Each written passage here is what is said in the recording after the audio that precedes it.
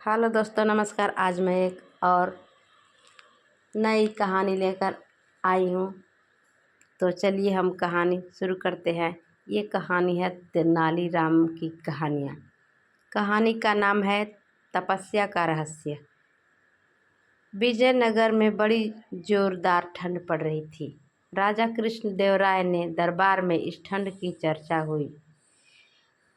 पुरोहित ने महाराज को सुझाया, महाराज, यदि इन दिनों यज्ञ किया जाए तो उसका फल उत्तम होगा। दूर दूर तक उठता हुआ यज्ञ का धुआं सारे वातावरण को साफ और स्वच्छ कर देगा। बहुत उत्तम सुझाव था पुरोहित का। महाराज को यह सुझाव अवश्य पसंद आया होगा। दरबारियों ने एक कंठ होकर कहा। महाराज कृष्णदेवराय ने प्रसन्न हो गए। उन्होंने कहा, आवश्यकता के लिए हमारे खजाने से धन प्राप्त कर ले। महाराज, यह महान यज्ञ 7 दिन तक चलेगा। कम से कम 1 लाख स्वर्ण मुद्राएं तो खर्च हो ही जाएंगी। प्रतिदिन सवेरे सूर्योदय से पहले पहर में नदी के ठंडे जल में खड़े होकर तपस्या करूंगा और देवी देवताओं को प्रसन्न करूंगा। और अगले ही दिन से यज्ञ शुरू हो गया। इस यज्ञ में दूर दूर से हजारों लोग आने लगे। ढेरों प्रसाद बंटता। पुरोहित जी यहाँ से पहले सुबह सवेरे कड़कड़ाती ठंड में नदी के ठंडे जल में खड़े होकर तपस्या करते, देवी देवताओं को प्रसन्न करते। लोग यह सब देखते ही आश्चर्यचकित होते। एक दिन राजा कृष्णदेवराय भी सुबह सवेरे पुरोहित जी को तपस्या करते देखने गए।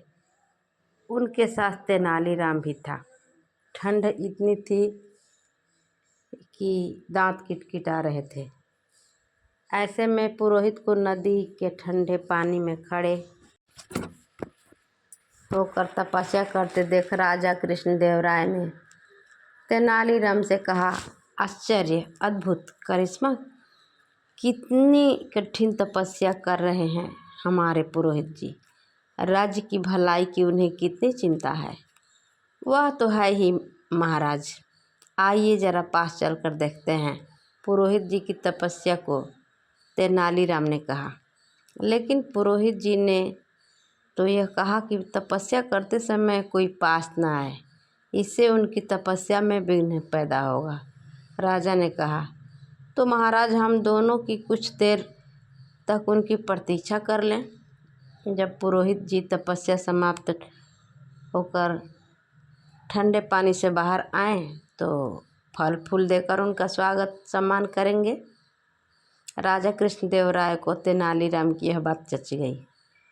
वह तो ठंडे नदी के बाहर निकलने का नाम ही नहीं ले रहे थे। तभी तेनालीराम बोल उठा, अब समझ में आया। लगता है ठंड की वजह से पुरोहित जी का शरीर अकड़ गया है, इसलिए शायद इन्हें पानी से बाहर आने में कष्ट हो रहा है।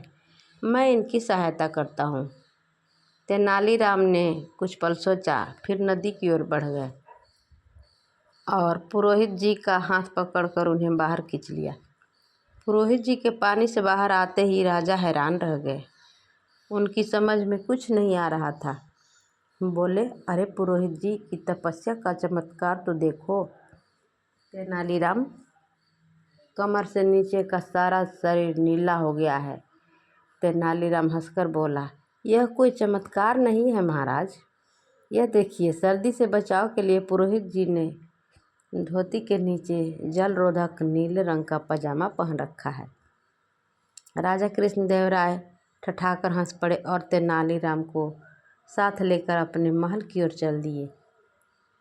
पुरोहित लज्जा से पानी पानी होकर दोनों को जाते हुए देखता रहा। इस तरह से यह कहानी समाप्त हुई। तो दोस्तों, ये कहानी आपको कैसी लगी? मिलते हैं अगले वीडियो में। तब तक के लिए नमस्कार। ऐसी ही अच्छी कहानी लेकर आऊँगी।